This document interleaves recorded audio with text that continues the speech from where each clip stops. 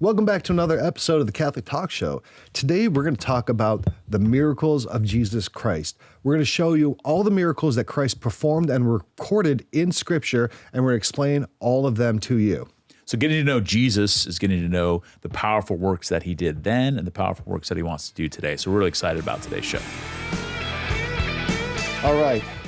Christ is the miracle worker of miracle workers. Yep. The signs that he performed were wondrous and signs of his divinity. I can only imagine having been a person in that time and place and hearing about the things that were happening from this preacher from up in Galilee. Like, did you hear? I can only imagine the buzz that was creating, you know? I think, yeah, because this brings up the fact, we were having this conversation before we started filming that, like, just thinking like, well, back then, were they just ready to believe anything? Were they just kind of like, oh, yeah, but in a sense, I think there's like a level of incredulity, or that was pretty common there, because in a sense like that, they're a lot more connected to the reality of pain and suffering, and there wasn't a lot of curtains they could hide behind here. So if you were had leprosy, you had leprosy. You know, there wasn't like, hey, there's a treatment coming out next week, and I'm going to see if it clears this up. If you were crippled, you were crippled. If you were blind from birth, you were blind. Like, so in a sense, like that, and then the subsequent reactions, which we see in the Gospels, and then the invitation to faith, because in a sense you're still left with an invitation. I can still choose to reject this. We see this with some of the stories that we're going to talk about, where people see a miracle, there's no way to explain it, it's powerful, and they're still like, and yet I don't necessarily believe yet. Well, how many miracles are recorded of Christ in the Gospels? Most scholars will say that there are 37 miracles. That's the kind of accepted numbers. Now, you might have some more, like, depending on how you number it, like there's multiple people healed, so it might change the number here or there, but that's the generally accepted number. Now, we can also, though, look at the very last line of the last Gospel of St. John, John 21:25. There are also many other things that Jesus did, but if we were to be described individually, I do not think the whole world would contain the books that would be written. So these are just the ones that are recorded in Scriptures, the 37 recorded in Scriptures. So I think it's important to remember the works that Christ did, to remember the power that he had, and also to see the compassion and what he was signaling. Because look, Christ could have came and healed the whole world and did everything, but he was selective and prudential in who and when he was performing miracles on and why, because they were signs to increase the belief in the Son of Man, not just, willy-nilly. They're just magic tricks. Not magic tricks, how cool I am, yeah. Look at this, boom, And it's interesting too, because you'll have sometimes after the time of Jesus, after the time the Gospels were written, they would come up with like Gnostic Gospels. Those come up, every few years. People are like, oh, the secret Gospels the church doesn't want you to know about. The church knows about this. You can buy them at Barnes & Noble, so we haven't done a good job of hiding them, right? Yep. But Elaine Pagels and people like that, the kind of, the Dan Brown kind of Da Vinci Code stuff. But it's interesting that in those stories, because they have a different understanding of who Jesus is. Their understanding of Jesus is as a Gnostic understanding, which is this sort of floating spiritual head, and he kind of appears to be amongst us. So then Jesus, as a little boy, he creates, him and his friend are making clay birds. His friend makes a better one than him. So Jesus makes his bird fly away.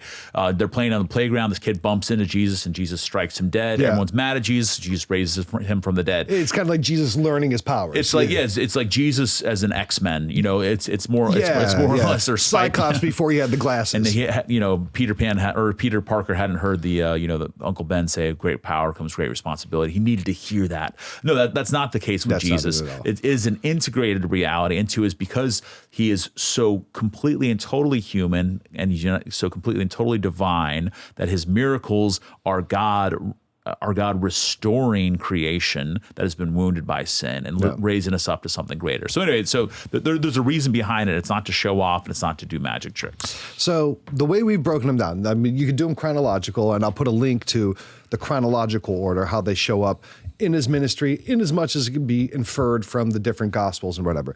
But the way we're going to go through them today is by type, by classification. So the first, we have miracles that show his power over nature. We'll talk about healing miracles. We'll talk about miracles of the spiritual or spiritual warfare nature against the demonic, exorcisms, and then specifically the ones of raising the dead, which are kind of the granddaddy of all miracles, right? That's the big ones. And I think the perfect place to start, obviously, even though we're not going chronologically, is his first miracle, which is changing water into wine at Cana. That's the place to start when you're talking about the miracles of Jesus, because that's when he chose to show his powers. You know? As it says at the end of John 2, it says, and so Jesus revealed his glory and his disciples began to believe in him. That's what happens. There's so much packed into that story. Obviously, we could spend, just years reflecting on just this scene of, again, it's not a magic trick. Yes. It is a transformation of one item into another. It is an actual physical miracle. He didn't have secret wine carted in. Yeah. And the gospel writers make this very clear that there's no way he could have done that because there's so much. It's these 6 water jars that amphora. Yeah. So in a sense, it's like 120, 150 gallons of the best wine that anyone's ever tasted. So a couple of things. Gosh, I'd love to taste that wine. I know. In John's gospel, I've been to Cana. The wine wasn't as good then. Yeah. But no offense, Cana. We still love you. The wine that at least was sold to us. Still very cool to have wine in that spot. But that Jesus does this as a wedding feast, and it's so because everything in John's gospel, the miracles happen in John's gospel, which are a little bit different than the ones that are recounted in the other gospels. They're the signs, and he has I think it's 7 signs or 9 signs that Jesus does, and the first one is the turning of water into wine. And what happens in that is that this is so important because this happens on the 8th day after the creation, because after John's gospel begins with in the beginning was the Word, and the Word was with God, and the Word was God. So in a sense, it's this retelling of the Genesis story, and then 8 days later you have this scene of the first day of the new creation, this scene of Jesus, the bride, who is the bridegroom, described that he's at this wedding feast. They've run out of wine, which is a great sign for just humanity, married couples, families. Running out of wine is not just an inconvenience, because wine for the Jewish people, the prophets, is a sign of God's favor and love. It's a sign of grace. And since they've run out, this is not just an inconvenience. We got to run to the liquor store. This is shame. This is we failed as a couple right at the beginning. And the fact that Mary is there as a great intercessor, Mary is always interceding on our behalf. They ran out of wine. Woman, what does that have to do with me? Pointing out the lack to Jesus. And he has this beautiful interchange with what does this have to do with you and me? My hour is not yet come. Because again, Jesus is saying, if I do this, this is, as you'll see, especially in the culmination of his signs, which is the raising of Lazarus in John's gospel, that this is the nail in the coffin as far as like this begins my glorification, which is ultimately going to end his death. Setting into motion a chain of events. Yeah. And so Mary just simply says, I love the last words Mary speaks in the gospel. She says, do whatever he tells you. And so Jesus instructs them. They fill up these vats that are used for ritually washing away your sins. So in a sense, these vats that contain the sins of the spiritually non-potable water, of the people, he uses that our low point to make the best wine that anyone's ever tasted. So again, it's a sign of heaven. It's a sign of Jesus as the bridegroom. It's a sign of the wedding banquet. It's a sign of the restoration of our failures and sins into something glorious. It's the intercession of Mary. All that's happening in that first miracle of Jesus, which is powerful. A lot to meditate on. And plus, Jesus loves this couple. Yeah. Something so great about that. What a wedding gift. That he was invited. I love that it says that Mary was invited and Jesus and his disciples were invited. So we don't know who this couple is, but we know they knew Jesus. They invited him. So invite Jesus to your wedding. Absolutely. Get married in the church. Get married in a Catholic weddings. Best weddings of all time. Yeah. All right. The first miraculous catch of fish. So this is when he's calling the disciples and they haven't caught anything. He's like, I'll try again. Duke and Altum, he says, put out into the deep. Yeah, there's something so great about this too, because it is so everyday and normal, and in a sense that Jesus meets them, because around that same time he'll step into Simon Peter's boat, start teaching from there. Yep. Actually, that happens right before he's teaching from then put out into the deep. So there's this miracle has everything, in that you have Peter and the disciples that are exhausted. They're probably angry because if you've worked all night for the one thing that you're supposed to do, the one way you make money is catching fish. If you worked all night and caught nothing, that's bad. It's not like you can be like, well, we'll get a Roman subsidy on this. Like you got nothing. Yeah, you're in trouble. And so you got nothing to eat, you got nothing to sell, you got nothing to barter with. So there's probably fear about the future. And then you got this wandering preacher, this carpenter from Nazareth coming, stepping into your boat and telling you to push on out, and in the middle of the day, which is time you don't catch which fish. you don't, yeah. and the fact that it becomes more fish than they can even handle. They call the other boat. Both boats are taking in fish, almost sinking. You know that this was not just like oh wow, we got lucky. Peter sees this. He's been fishing his whole life. And he left no ambiguity. This was not like, oh yeah, I guess that's a decent fish. He says like, Lord, depart from me, for I'm a sinful man. Yeah. And I love that Jesus uses that moment to say like, all right, now come after me and I will make you fishers of men. Like it becomes this invitation to that. So anyway, it connects on so many things. As far as I remember once we were doing a mission trip in Haiti, and we were in Ansevo, Haiti, which is a fishing village. And I was struggling to like, how do we share the gospel? And how do we talk about faith there? And the one kind of question I hit on, I was like, because they're all fishermen there. And I said, like, why do you think Jesus called fishermen? And it was great. Their responses and their reflections on that. But one of them is like, this is hard work. Yeah. And so Jesus knew as he's calling these men that they would do the hard work of preaching the kingdom and of following him too. And so anyway, I love that miracle. Yeah, so good. So good. And this is not Jesus just showing off what a great angler he is. He's not like, take that, Hemingway, eat it, Castaway Coolness. It's not that, right? He's like, this is about such a super abundance that they're like, no way, this is not even possible. This is not, like you said, not a fluke. Again, a lot of these happen around the boats because this is who he called.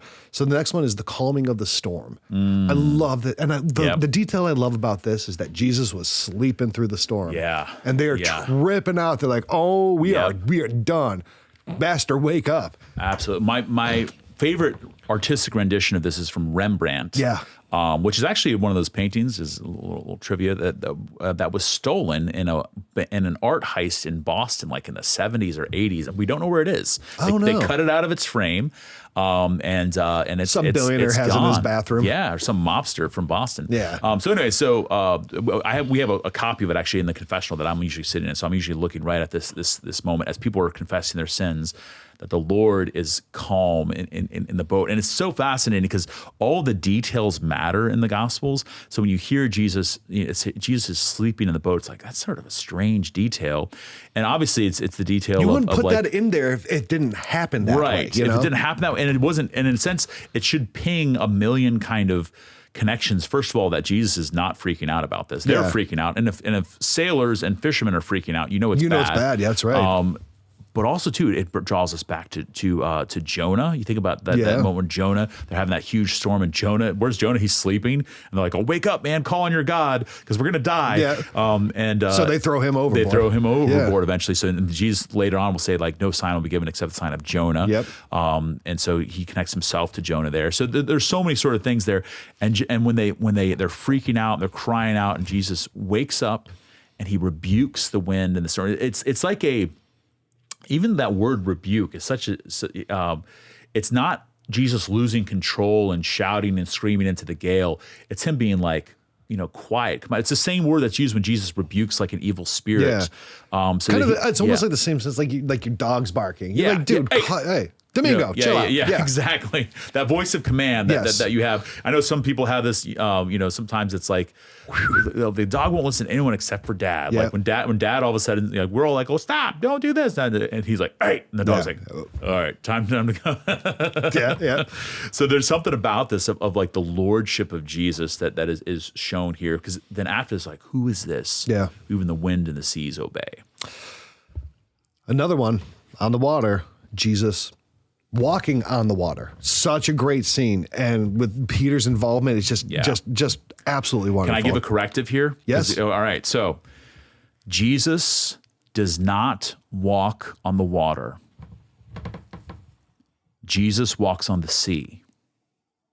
Okay. The word that's used is always the sea. And that is really, really important because walking on the water, obviously, is he physically walking on water? Yes. Yeah. But the sea is the place of primordial chaos. The sea is the place of death. That's where Leviathan. Is. And just as in Job, it talks about he treads over the Leviathan, treads on the sea, treads on Leviathan's back, and the Lord is passing by. Because there's this great part in one of the Gospels where Jesus is walking, and he's going to walk by them and like, what are you doing? But Jesus doesn't walk. I always trick people with this. I mean, what does Jesus walk on? I remember I put this before the school mass recently at St. John Catholic Academy here in town. I'm like, what does Jesus walk on? And they're like, the water. I was like, no. And they're like, oh, the glory of God. I'm like, yeah, kind of. The circle, and this is Jesus in the middle. So he walks on the sea, because to think about this, that what he's doing there is he's trampling over that place that everyone is afraid to go, that place that ultimately is the place of death, that he is walking, he's making now the place, the abode of death, the place where you sink, where monsters live, the place where you sink and you don't come up from, that now becomes his runway. Yeah. And so there's something so powerful that's happening there. That's below my feet. I walk on it in glory. Yeah. Underneath your feet. So that's ultimately what's going to happen on the cross, is all the powers of this world are placed beneath the feet of Jesus. The religious powers, the secular powers of the Romans are all underneath the feet of Jesus, and ultimately death itself is placed underneath his feet. Yeah. The last enemy he conquered is death. So, and then what I love about that is that he invites Peter to come to him and says to walk on this with me. Yeah, because you're going to, dude, this is training, because this is going to be your job soon. Absolutely. Yeah. So there's something, and when Peter has his eyes fixed on Jesus. He said it exactly like that. He's like, dude, this is your job soon. That's how he talked. When his eyes are fixed on Jesus, he's walking over the abode of death and chaos, the primordial waters that are dark and terrifying. Once he looks away from Jesus, then he starts to sink. Yeah. But yeah, it's such I love that miracle, and I love pointing out that no, Jesus does not walk on the water, he walks on the sea. Because then you'll see a lot of times in the heading in your Bible says Jesus walks on the water, but in the actual text itself, can we split the difference and say he walks on the water of the sea? The water of the sea. The water of the sea. Waters. Sea waters. He does walk on the sea waters, yes. All right. So physical, let me just reiterate, he does walk on physically water. I'm not saying like, it was an actual water. No, he walks on over the waters, but the word that's used is the sea. The sea. The feeding of the 5,000, one of the great miracles, one of the ones that everyone knows, like, shows how, I love that it shows the apostles come to, like, these people are hungry, they've been traveling, they're gonna need something to eat, but where are they? We're gonna find food for them. Like, dude, there's no caterers. What are we doing here? Yeah. And he's like, well, what do we have? And they go and they find, 5 loaves and the 2 fish, and they're like, okay, I can work with this. And then he gives it, and everyone has more than enough to eat. And he's like, go and collect the remainder too. It's just such a wonderful scene. And I could picture it happening on the Mount of Beatitudes, and just like, I'd have been a nice picnic to be at. Absolutely. It's one of the most beautiful places. And if you go to that Mount of Beatitudes, just that whole area, it's just so beautiful and idyllic, and it's a revolutionary area too. And I love this fact that his miracles that happen here. This is the place where Galilean revolutionaries would start to gather their people around them. And like Jesus, the Marshall Point. Yeah. So there's something that's great that happens in Matthew's gospel, that this scene is coupled with is put up against, and this is Erasmo Levi-Marikakis is the first one to point this out. The scene of the death of John the Baptist. So John the Baptist is imprisoned by Herod. And Herod, this lustful, just tyrant, petty, politician. He's a politician. Politicians haven't changed. He'd be on the Epstein list. He would definitely be on the. Be redacted. Yeah, he would be redacted. Name from the Epstein list. That he has this banquet because he has John in prison, because John has basically been telling him that it's not right for you to be married to your brother's wife. It's not cool, dude. Not cool. Not cool. And so he has him in prison, and then basically his brother's wife, that he's pretending to be his wife, Herodias, wants to have John the Baptist killed. Her daughter dances for her uncle, and it pleases him. This is probably not the Macarena she's doing, and so he vows to again. It's just this banquet of death. It's a seedy banquet of death, and that's how John the Baptist, who Jesus calls the greatest man born of woman, that's how he dies. In a sense, like, good and evil are not equal here. Yeah. Good is shining, light is truth, is beauty. Evil is this leech, this leech on the underside of being in existence. So in a sense, that's what happens. So this man his head is cut off. His disciples gather his body. Jesus goes into the wilderness to mourn, and then that's where we have this scene where Jesus teaches them. Then he says, "All right, now you give them something to eat." And then they're like, "We got nothing." And he prepares this banquet for them. He fulfills Psalm 23. The Lord has prepared a banquet in the sight of my enemies. I love in Mark's gospel, it says he has them sit down on the green grass. So if you think of even in Psalm 23, the verdant pastures. So we have this beautiful juxtaposition, that the banquet of death and the banquet of life that the Lord prepares for them. It's Eucharistic. It's pointing ahead towards the Eucharist. He's blessing this. He's looking up to heaven. It's showing, too, the disciples and the apostles participation in that. And the lady bringing their meager gifts and being multiplied. The boy that brings his 5 loaves and 2 fish. We have this little boy here, 5 loaves and 2 fish. What is that for so many people? That was, his mom probably packed him that. Like, Absolutely. okay, if you're going after that Galilean preacher, at least take something with you to eat, you know? Yeah. And so in a sense, it's bringing all that together. That to me is such a great sign of what happens at the Holy Sacrifice of the Mass. We bring our meager gifts. We bring maybe some money for the basket. We bring the Lord bread and wine. He gives us the very best in return. I'm going over to St. Dominic's and I'm dropping in a couple fish, and you're like, dude, mackerels, come on. But that's also what happens too, and that's the life of the church. I love that Pope Francis and the joy of the gospel says, like, the whole world is clamoring with hunger, and the Lord's always looking at us and saying, like, you yourselves give them something to eat. Yep. And it's like, Lord, I only got this. He's like, all right, give them that, and we'll see what happens. Yep. And he provides. Now, here's one that's going to surprise a lot of people. The feeding of the 4,000. Yep. Not the same as the feeding of the 5,000. I might have mixed those in my mind. I apologize. Yeah, me too. Yeah. And even me, when I was reading this, I'm like, wait, 4,000? I'm like, did I get this wrong? I'm like, no, they're different instances. So he replicated this miracle in another instance. And you're like, well, maybe that's just a variation between the synoptic gospels, because sometimes the details can be recounted differently or whatever. But no, they are very distinct. And even Jesus himself clarifies that they are separate instances. Refers to both of them, Yeah, so and this is Matthew 16:9. Do you not yet understand, and do you not remember the 5 loaves for the 5,000 and how many wicker baskets you took up?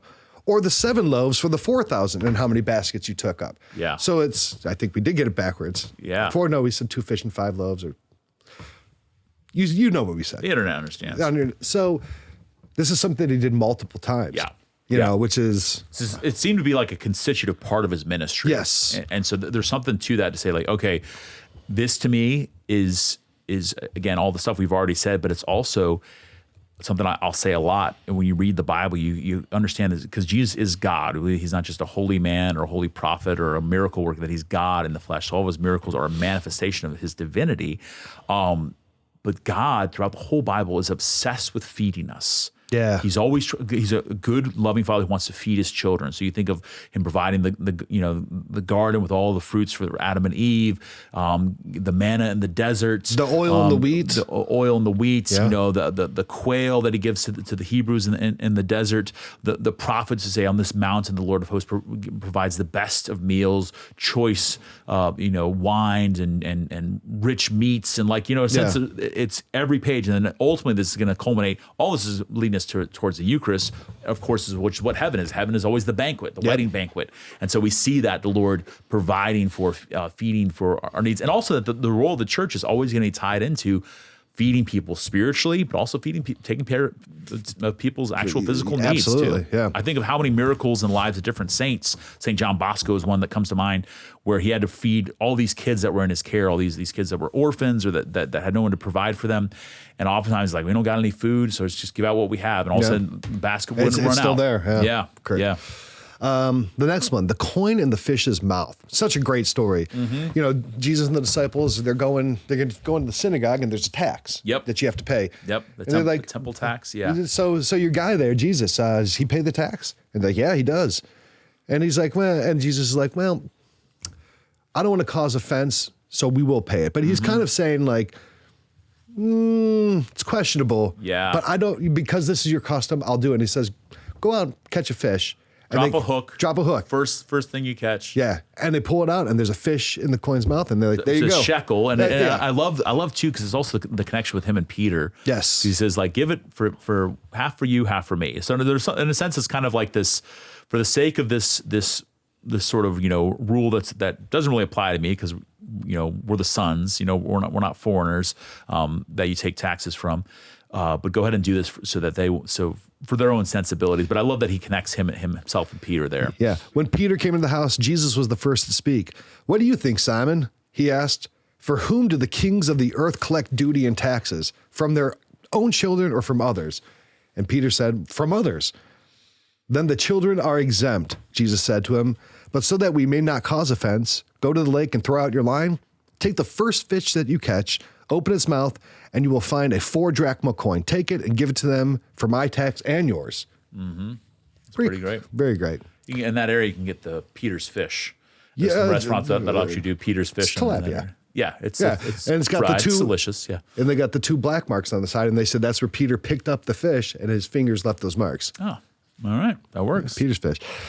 One of my favorite jokes is that God hates figs. Yes, he does. No, he loves figs, but he hates when trees don't give him figs when he wants them. The cursing of the fig tree. Oh, it's bizarre. This is a very unique instance in the gospel. Yeah. It's kind of like Jesus is like, you know what? Curse this tree for not having figs ready for me. Yep. What's the sign there? What should I learn from that? Because that's difficult. So I've never got that. This happens in the culmination of Jesus' public ministry. Basically, it's pointing beyond itself. So it's sacramental in this way of Jerusalem. He's come to Jerusalem. He was just at the temple. He just left the temple, and he's going to Bethany, and so that the fruit that the temple should have been producing, because I think this is right after the cleansing of the temple, right? Yeah. Am I mistaken there? Matthew 21. Yeah. Yeah. So that this, in a sense too, so he's gone to the temple, and instead of bearing the fruit that it's supposed to bear, that they have all this corruption, they have this extortion going on. Jesus clears it out. He basically says in Mark's gospel, he prevents anyone from coming in and out. So in a sense, he prevents any sacrifices from happening too.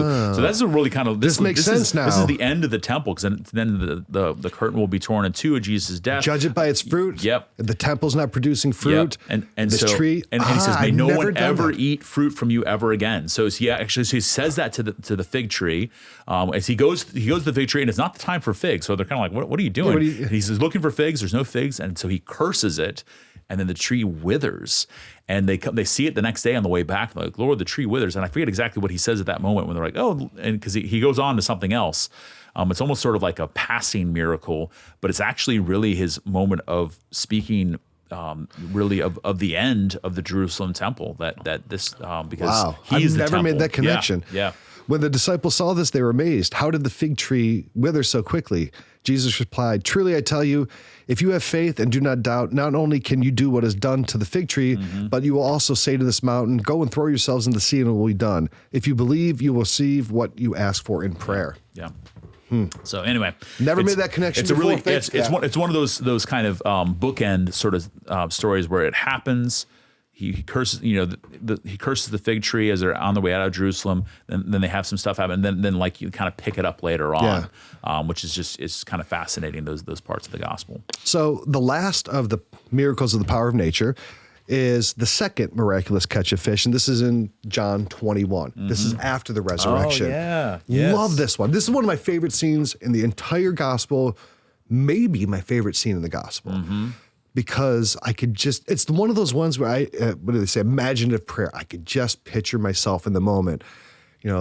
Jesus is meeting them in Galilee. They're out fishing and they're back to their old lives.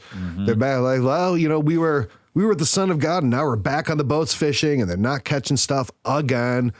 And this guy on the shore yells up. They see this guy and Peter. I love Peter. He's just like, and they mentioned, I think it's 200 yards. Yeah. And Peter just ties up his robe, ties between, and jumps in. Right. And then all the apostles are like, okay. Because it's they catch the fish. The guy's like, hey, throw it on that side. He does it. And then John is the one, the beloved disciple. It is the Lord.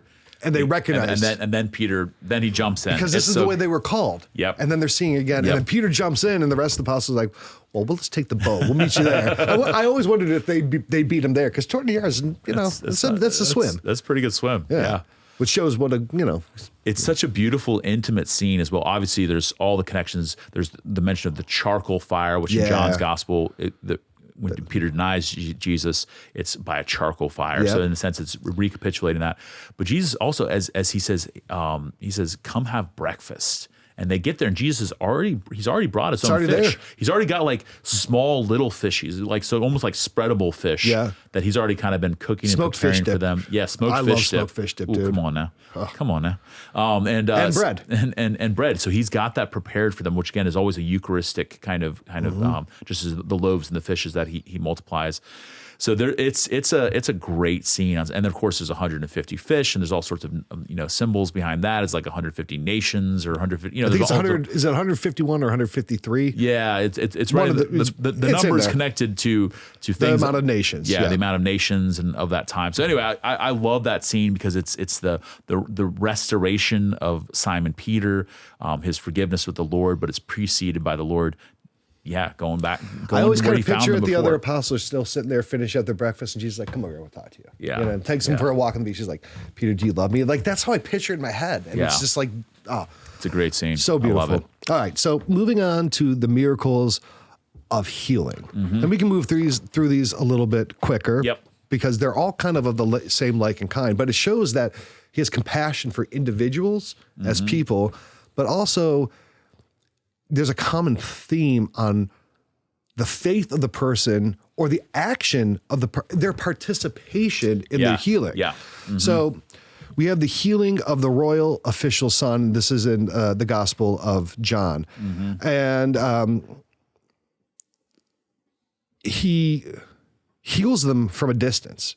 So the official son is in Capernaum, but he's in Cana. Right. Yeah. Which is there's a lesson to be learned there. So he left for 2 days. Now Jesus himself had pointed out that no prophet has honor in his own country. When he arrived in Galilee, the Galileans welcomed him. Once more he visited Cana, which is where he had turned water into wine. And there's a certain royal official whose son lay sick at Capernaum. When this man heard that Jesus had arrived from Galilee, he went to him and begged him to come and heal his son, who was close to death. Unless you people see signs and wonders, Jesus told him, you will never believe. The royal official said, "Sir, come down before my child dies." Jesus replied, "Go, your son will live." The man departed, and while he was on his way back, the servants were already there saying that the boy was better. Yeah. That he could do it from a distance, I think shows that there would be a time where he was not with us on earth, and that we could still ask for these types of bold requests. And the power of intercession too. I love that. I love in these miracles when you have that where somebody's interceding on behalf of another person, somebody who can't ask for themselves. And man, I mean, you're a parent, so any parent who's going through the illness of a child, like I just think that the Lord has a special closeness to them there. Absolutely. And it's definitely it's on every page of the gospel. You can feel the anguish. You can feel the Lord's anguish too, and his compassion with them there. So I think it's such a great just reminder for us. Yep. The next is the healing of Peter's mother-in-law. Which, number one, it shows Peter was married, because you got to be married to have a mother-in-law. Yep. So our first pope was married. Newsflash. The whole house of cards comes down. Checkmate, Catholics. But that she was under his care. I mean, Peter very likely could have been a widower at that point. I mean, that's one of the traditions of the church. But there's the healing of the fever there. And that's kind of like, I'll take care of my boy here. I'll take care of it. Yeah. I love it. It's such a great scene too, because she's healed. They bring Jesus to the house, which I always think of anytime they're bringing Jesus into their home. That's what we're called to do. Like sometimes Jesus is like welcome at church, but it's like you go into my home. It's like this is my space, Lord. This is my space. This is where I unwind. Something about that, about bringing Jesus into your home. He heals her, and I love that the note that she got up and she waited on them. Like in a sense, she immediately goes to service. So it's not just healing, just as like that was great. But it's immediately ordered towards serving Jesus and serving. And it wasn't because Jesus needed a catering. No. It's because that's the sign of like, okay, you have been healed. Everyone is called. Everyone's called to conversion. Now what? Right. Now you live a new life. And Absolutely. you go and you extend that service. There's one that's the healings at Capernaum. And this is kind of a gloss. Like they brought out their sick and they're possessed, and he healed a lot that day. That's kind of a... that was a busy day. They're like, look, he healed like however many people. And this is one of the ones that changes the amount of how you categorize whether it's 37 or more. Right. Beautifully depicted in The Chosen, by the way. I don't know if you saw that, where there's a scene where Jesus is going all day and he's exhausted. And like, you ever feel like that after like confessions or it can, it really can. And, baptisms. But it's so beautiful because like the disciples like are all arguing about whatever. And then the Lord comes and he's just like, all right, everyone, good night. And then like Mary goes in, his mother goes in just to like take his sandals off and help him. It's just it's a beautiful scene. Yeah, they do a good job of that in giving. I want to say humanity, but I don't, because you get into kind of theological. Yeah. They show the context of the situations and the practicality of these things. Absolutely. Yeah. The next is the cleansing of the leper. And this kind of happens right after the Sermon on the Mount. And the leper says, heal me. And Jesus touches the untouchable. I mean, to touch anything ritualistically unclean, but let alone a leper, is a shocking action. And then he instructs him to tell nobody. I think that's a really interesting detail. But go and show yourself to the priests, because I think there's also there's double layers there. One, show yourself to the priests that they may see the sign. Number two, so that you are now considered ritually clean. And number three, that the proper order is, okay, now you go to the church, to the ecclesia, to the religious. And there's a lot to it in that sense. Well, I love too, and that scene, because for a leper, they basically had to stay on the outskirts of towns. Yep. They couldn't. They had to yell unclean, unclean if anyone came close to them. They had to, they couldn't come to the temple. That story ends with Jesus being on the outskirts of towns. He couldn't even enter into towns and villages. It says, so in a sense, what's happening with the miracles is Jesus all these miracles cost Jesus something. Yeah. And I think that's something, it's not some sort of effortless, again, that's why the Gnostic Jesus isn't the authentic Jesus, that this is the entirety of his humanity is drawn up into these miracles as well. It was something in a sense, even like when the hemorrhaging woman that we'll speak of, he says, I felt power go out from me. Yeah. But we see this though, that the Lord, as he enters into this place, he touches the leper, that he now takes on, in a sense, what the leper was experiencing, the Lord is now experiencing. Yeah. So I love that detail. I mean, it costs him physically, it costs him in power, and it costs him in social standing too. Yep. So these were not just, let's go right to the healing of the woman with the hemorrhage. That's one of the more curious lines in all of Scripture, that he feels the power go out of him. Yep. And I mean, along with that, God would like to walk in the breezy time of day in the Garden of Eden in Genesis, are two of the most insightful verses on what it actually was like to be divine. Yeah. Does that make sense? No, absolutely. Because those are the ones where it's like you understand that this is the sensation that the divine experiences. I don't want to get into any kind of error, but that's... No, I'll say too, it's probably, the glimpses we get. I think about this, like, I'm very blessed to be, as a priest, to be able to celebrate confessions, the sacrament of reconciliation. And there's moments where I'm praying the absolution. Again, it's Jesus who forgives sins there, where I get a very strong sense of like the Father pouring out even through my own body, because it is a bodily reality, and pouring out this grace and mercy. So in a sense, like that's what Jesus is doing all the time. Yeah. And then probably too, as us as Christians, where you've laid a hand on somebody and prayed for healing or prayed for grace or you bless your children. Yep. These certain things that we can do that we get a glimpse of what's happening with Jesus all the time. Yeah. The healing of the centurion's servant. We recall this one at Mass every week. And that Jesus would find this kind of faith in a centurion.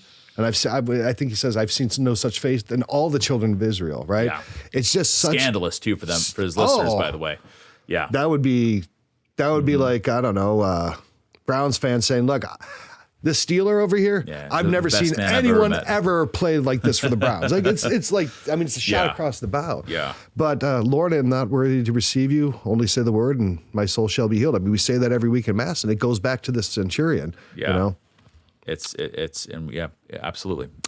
Pagan. Yeah. So let's go. These are kind of ones with people with infirmities. And all of these are always kind of tied to some spiritual malady as well, because that was the way it was understood. And that's the reality of these people. So you have in the Synoptics, the healing of the man with a withered hand. You have the healing of two blind men. You have the healing at the pool of Bethesda, the healings at Gennesaret, the healing of the deaf and mute man in Mark only. You have the healing of the blind man at Bethsaida in Mark only, which I think Theo Von was just talking about this one. Huh. Because Theo Von... It's kind of a religious journey recently, from what I've heard and seen. It is. And, let's see, I'm sorry. That's a different one. This is the one where he spit in the man's eyes. He had spit, and then he mixed it with the mud. Yeah. Yep. And Siloam. Yeah. The pool of Siloam. Yeah. And sends him. Yeah. The healing of the man born blind. Right. Mm-hmm. The detail. That's one of the signs in John's gospel that again, is really. It's John 9. Yeah. Yeah. Goes through the because that's where they go back and forth, and they're saying like, this man wasn't really born blind, was he? And go bring his parents in. They're like, we don't want to say. Yeah. So it's one of the great controversies that's culminating towards the death of Jesus. The healing of the crippled woman. Mm-hmm. The healing of the man with dropsy. Yes. What's that? What is dropsy?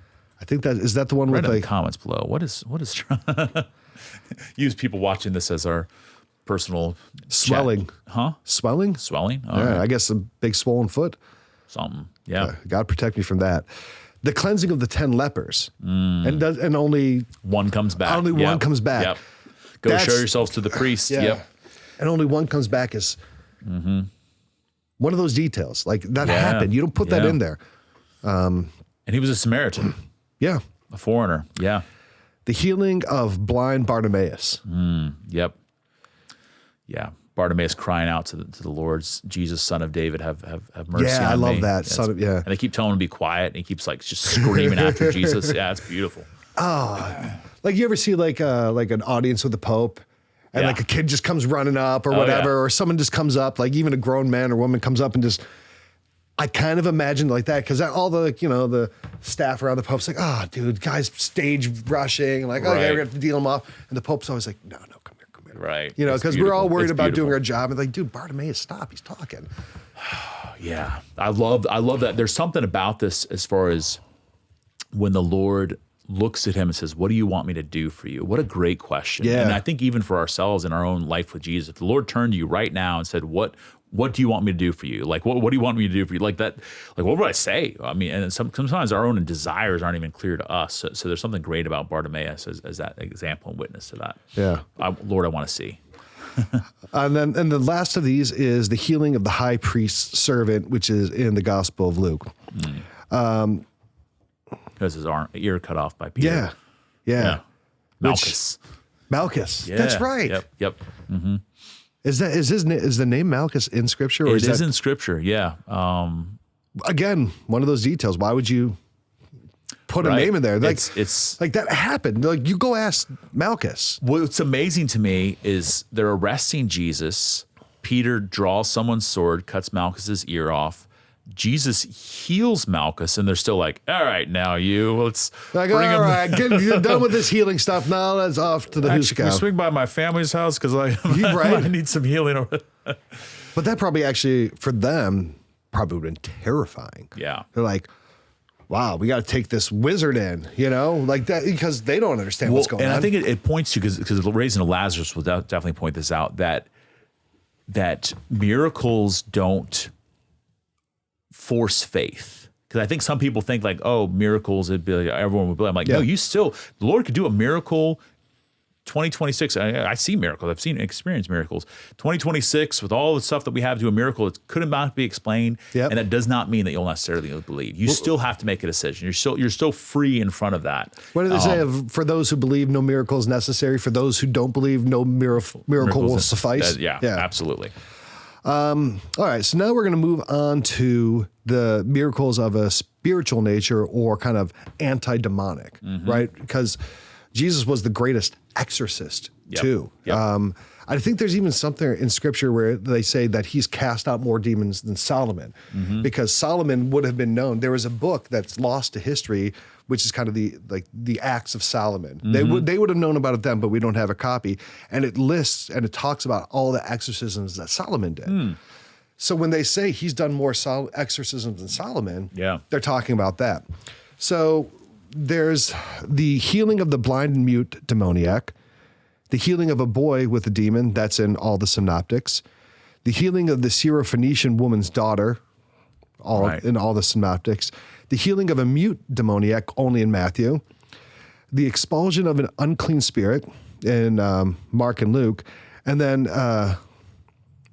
the Gerasian demoniac. Yeah. That one is like chained up and terrifying, naked, cutting himself with rocks and stuff. Yeah. When he arrived at the other side of the region of the Gadarenes, 2 demon-possessed men came from the tombs. So they're skulking around the tombs, and the tombs are unclean places. And these are like, ew. It's just, that one raises my hair. Yeah. And they were so violent that no one could pass that way. So you have these people living in the tombs, and they're crazy looking, they're violent. You couldn't even go near them. And as he's walking by, what do you want with us, Son of God? I'm using a different version. Have you come here to torture us before the appointed time? So they know who this is, you know? And then some distance from a large herd of pigs were feeding, and the demons begged Jesus, if you drive us out, send us into the herd of pigs. He said to them, go. So that when they came out and went into the pigs, and the whole herd rushed down the steep bank into the lake and died in the water. Those tending the pigs ran off. I mean, there's a lot there. So what's interesting too is that this is a non-Jewish village, because obviously they're tending pigs. So then since like the demonic is even more prevalent because there's no covenant with the Lord. So I love that the Lord goes there. And this is, in a sense, just a preview of where the church is going to go to the ends of the earth, because wherever the church is gone, including in our own pagan culture and society, where God is not claimed at, that's where the enemies like to claim. That's one of the reasons I think, because there's fewer baptisms, people being baptized nowadays, and so the level of demonic possessions and things is on the rise. And in a sense, so that's why it's so important to allow ourselves to be claimed by the Lord. That's why baptism is important, and the sacraments and everything. Yeah. But it's a powerful scene. And then when the demons say, "We are legion," that there's many of them, but then also talking about the Roman categorization of organization of soldiers, just it's pretty terrifying. It's I always tell people, like, in my limited exposure, to spiritual warfare and things, not quite exorcism. I'm not an exorcist, but with deliverance and things and stuff that I have seen, like it's way less dramatic and way more scary than is depicted in a slow burn in movies and stuff. But also too, the realization that Jesus is not the rival of Satan. Jesus is Lord, and you see that there again. Whatever powers these spirits think that they have, there's not any. Jesus is like, go, quiet, commands them sternly.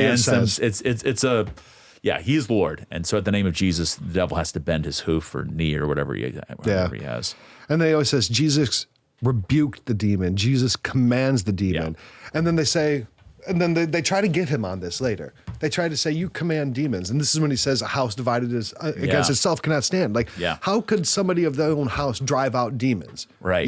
Right. So they try to catch him on this. Like, he's healing and performing exorcism. Because you're one of them. They're trying to hang that on him.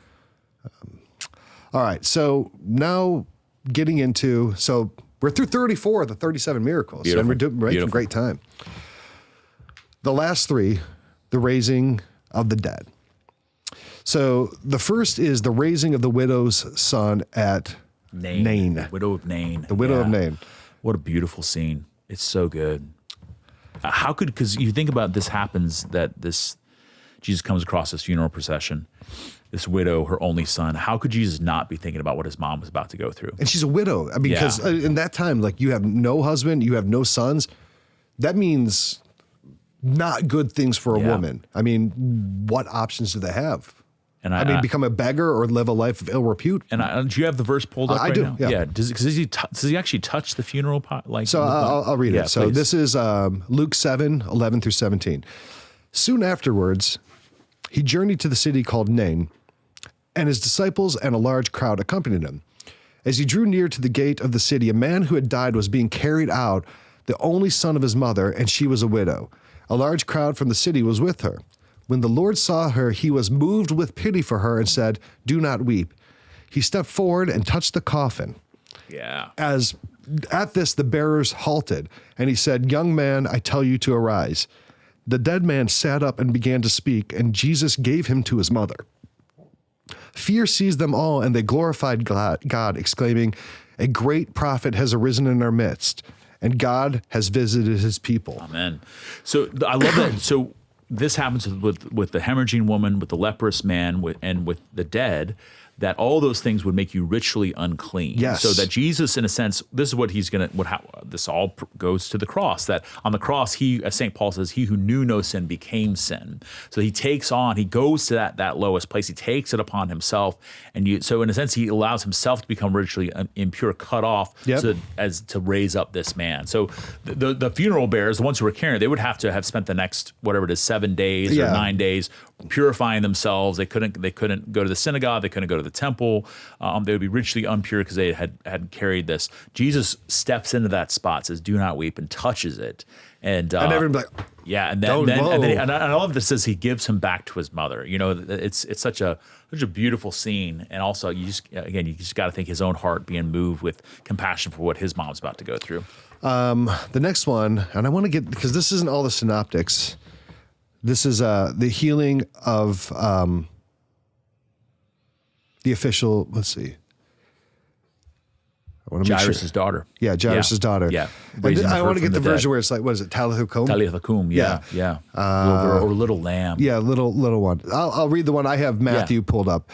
While he was saying these things to him, an official came forward and knelt down before him and said, "My daughter has just died, but come lay your hand on her and she will live."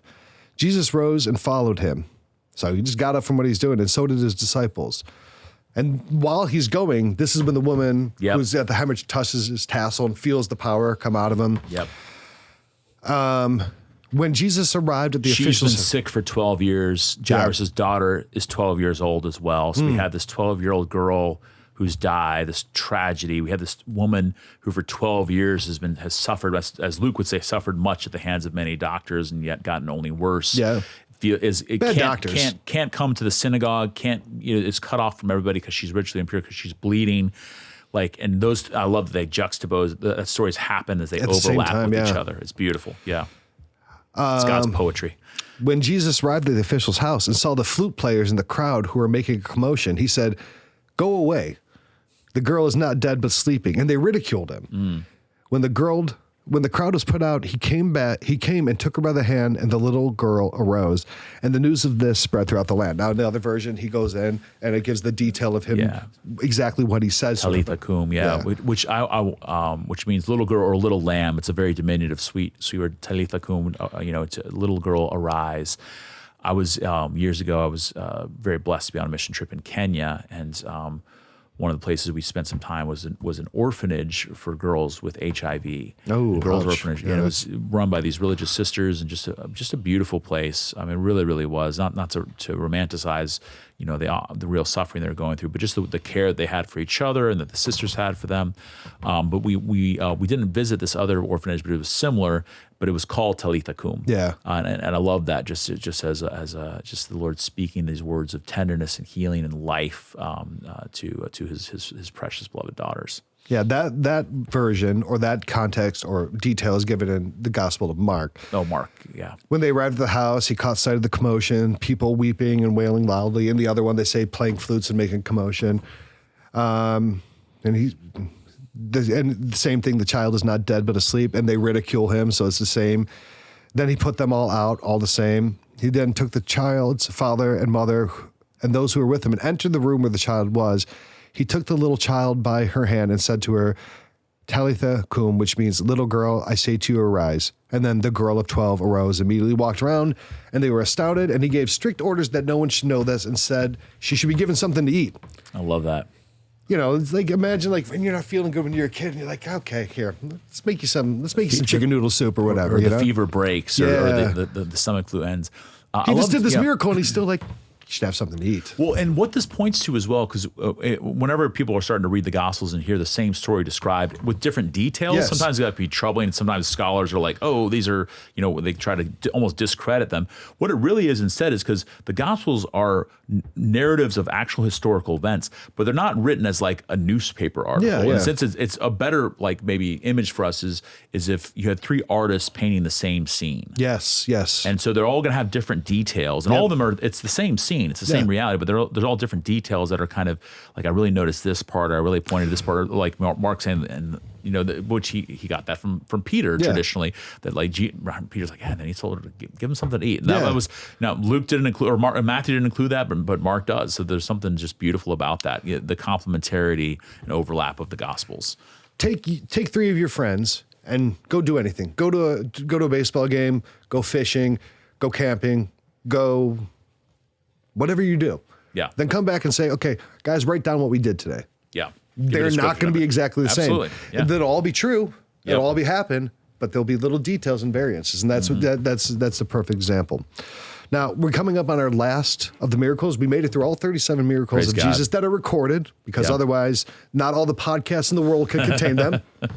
But before we go and give this last miracle, I want to invite you to support the Catholic Talk Show by going to catholictalkshow.com/Patreon. If you enjoy what we do here and what Father Michael is bringing to the show, and Ryan, even though he's sick, brings to the show, thanks, Ryan, you can support us there. There's a lot of great tiers. We're not asking for huge amounts of money. We're not asking for you to open the bank or break your piggy bank. Just, buy us a cup of coffee every now and again. And when you all come together and do that, it allows us to continue to make the show and have things like the ability to travel down here to Father Michael's parish, and the lights and the editing and the computers and the microphones and the cables and tape and this table that we were able to buy at a thrift store. Look, we're not living large here. I mean, we don't have a production company. We're not taking private jets. We're living frugally, but it's through you that we're able to reach so many people. So consider doing that, and we have a lot of great gifts that we can give you in our gratitude, and access to exclusive content and things like official Catholic Talk Show gear, stickers, hats, hoodies, mugs, beer glasses. We have sacramentals and rosaries and a lot of great things. So if you are able to do that, we really appreciate it. And then also, check out our sponsor, Hallow. It's the #1 Catholic prayer app in the world. Millions of people use this every single day, and you should try it out too and see if this app isn't something that can light your prayer life on fire. They have so many different types of prayer, whether it's rosaries and night prayer and daily examens and sleep aids and sacred music. Check that out and see which one of those works for you, and see if you can't use this app. So many people are finding such a great avenue to prayer. You can get a free trial for 30 days by going to catholictalkshow.com/Hallow. And I would say too, as we're, for anyone watching this who's made it this far, awesome, that these kind of conversations, we talk about a lot of different things, but I really enjoy this. Talk about these biblical stories and how it applies. So if this is something that you'd like to hear more from us too, maybe just let us know what other aspects of the life of Jesus, or just commentaries on the Bible, because we love to do it. It's really beautiful. Everything we get to talk about is fun, but this is in particular talking about Jesus and his ministry is pretty great. We got a comment that someone said, "You guys don't talk about Jesus enough." All right. Okay. Because I think a lot of times we can say, well, yeah, everyone knows those stories, and we can kind of lose that, and we start to talk about all the things that go into the church and that are in not the peripheries, but kind of in the Catholic life that we as people in 2026 experience, whether it's this or the ongoings in the church or these kind of more curious things. But it hit me in the heart. It's like, look, this is the reason we do everything, is to talk about Jesus Christ and the gospel and the miracles and his sacrifice. Through him we are saved. And I was like, we need to do that more specifically and explicitly, because it's like, I don't know, you go to see the Rolling Stones and they want to play all their obscure songs because it's more fun for them to play. Right. But everyone wants to hear Satisfaction, right?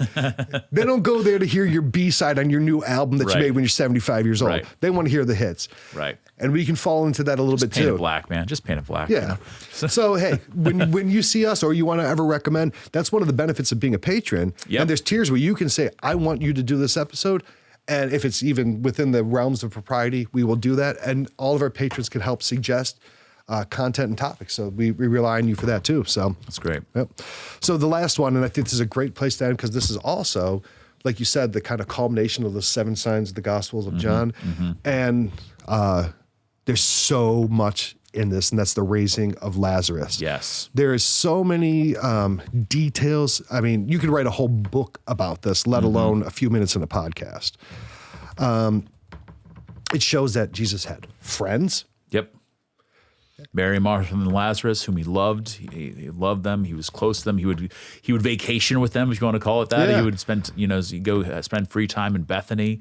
There's something beautiful about that. About like you even think about, where's your Bethany? Like where's the place you go to be refreshed and is something. Yeah, there's a lot of grace there. The shortest verse in the Bible is there. Jesus wept. Jesus wept. Yeah. That God made man who took on the flesh, experienced everything that we experienced, and that he wept. Yeah. Shows his compassion for us, but on a global or on a totality scale for all humanity, but also specifically for Lazarus. Yep. So he's weeping in his divinity and in his humanity. I mean, there's just that line you could write a book about. Yeah. I guarantee you someone smarter and better at theology could write an entire book on John 11:35, Jesus wept, and it'd be one of the best books you've ever read. And I love the detail where, I love Martha kind of giving him, Lord, if you'd been here, if you'd been here, I mean, like, and Jesus is in no hurry to get there. It's good. It's you can tell they're close because they're able to actually like have those heart to heart, shouting matches with the Lord, and it's beautiful. It's beautiful. Now, Bethany was near Jerusalem, only about 2 miles away, and many of the Jews had come to Martha and Mary to comfort them about their brother. When Martha heard that Jesus was coming, she said she went to meet him, but Mary sat at home. Martha said to Jesus, Lord, if you had been here, my brother would not have died. She's putting that on him. She's like, you were taking your time. Yeah. You're doing all the things that you were doing, but if you had been here. I sent you word last week. Yeah. Yeah. But even now, know that whatever you ask of God, I will give you. Jesus said to her, your brother will rise. And Martha said to him, and this is a great line for people who grieve. Martha said to him, I know he will rise in the resurrection on the last day. And Jesus told her, I am the resurrection and the life. Whoever believes in me, even if he dies, will live. And everyone who lives and believes in me will never die. And then I love this. Do you believe this? I love that. I love that line. Because it's still faith. Like we're still inviting them, even because the Lord raises up Lazarus. We know that. And then the enemies of the Lord, because people were coming to believe in Jesus because of Lazarus, they're like, well, now we got to kill Lazarus too. Yeah. Like, so again, it's not, you would think that they would rethink this, the enemies of Jesus, the high priest, the Sadducees, the Pharisees, be like, oh my gosh, he just raised this guy from the dead. He was dead for 4 days. Their thought is, we got to kill this guy. Yeah. And instead of that forcing them to believe, they're like, they're even more steadfast, like, well, we got to kill Jesus. We also have to kill Lazarus as well. Yeah. And then he goes to the tomb and they're like, and he's like, roll away the stone. They're like, it'll be a stink. It's going to be a stink. Stench. Yeah. And I like that he comes out and he's still got the funeral wraps on him. And he cried out in a loud voice, Lazarus, come out. The dead man came out, tied hand and foot with burial bands, and his face was wrapped in cloth. So Jesus said to him, untie him and let him go. And I love the untie him and let him go too, because I also feel like the raising of Lazarus also kind of prefigures the harrowing of hell, of bringing out the righteous, of the patriarchs and stuff like that. Untie him and let him go. So many details on this. Well, because Jesus says, even when he's talking about the harrowing of hell, what's going to happen, he says, like, oh, you don't steal stuff from a strong man unless you first bind the strong man. Yeah. And so what Jesus does is he binds the strong man. He binds Satan by his own death. So the bounds that bound us, sin and death by the devil, he now uses to bind the devil as he despoils him, as he takes back those that belong to the Lord. So there's a great scene, the harrowing of hell. You mentioned, which is Holy Saturday. Yeah. A lot of iconography from the East is where Jesus is grasping Adam and Eve by the hand. Yeah. And they've been bound up in their own burial cloths, and Jesus is pulling them out with That's them. so great. It's the harrowing of hell is one of the great artistic inspirations. Yes. You can see him sometimes he's kicking down the door. I think it was Bosch's version of that. Oh yeah. So good. Yeah. It's so good. Smashing a demon underneath. Yeah. I just saw a poem that a sister wrote that someone pointed out to me on Instagram. My little sister sent it to me, of Jesus, of like all of the patriarchs and prophets waiting for Jesus. And there was one old man who just didn't say anything. And when Jesus finally arrives, like he's here, they can't say anything. And it's only the old man who goes to him. And he says, how's your mother, son? It's Joseph. It's so good. It's so good. I know. Goosebumps immediately. It's beautiful, man. It's beautiful. Yeah. Oh, wow. Yeah. Yeah, I'll share it with you. I've never considered that. It's so good. I've never considered that Joseph would have been there. Yeah. Wow. It's good, man. Okay, well, that's thanks for giving me that to think about and not having thought about. Yeah. But this has been a great episode. This has been great. Thank you, Jesus. You know, I could talk about Jesus every day the rest of my life, and when we don't, remind us.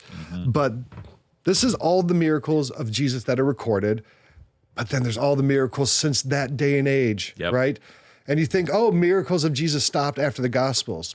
No, absolutely he said, not. You'll do greater things than these. Yeah. The church, yeah. I mean, like, for example, we can even talk about in the book of Acts when Jesus appears to Peter or when he appears to Paul.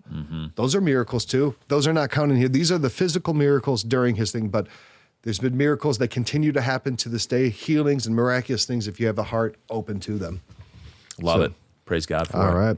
Well, everyone, thanks for watching. We really appreciate it. If you want to support us, CatholicTalkShow.com/Patreon. If you're watching this, click like and subscribe. Easiest way for you to help us to reach more people. Check out our sponsor, Hallow, at CatholicTalkShow.com/Hallow, and we will see you next week.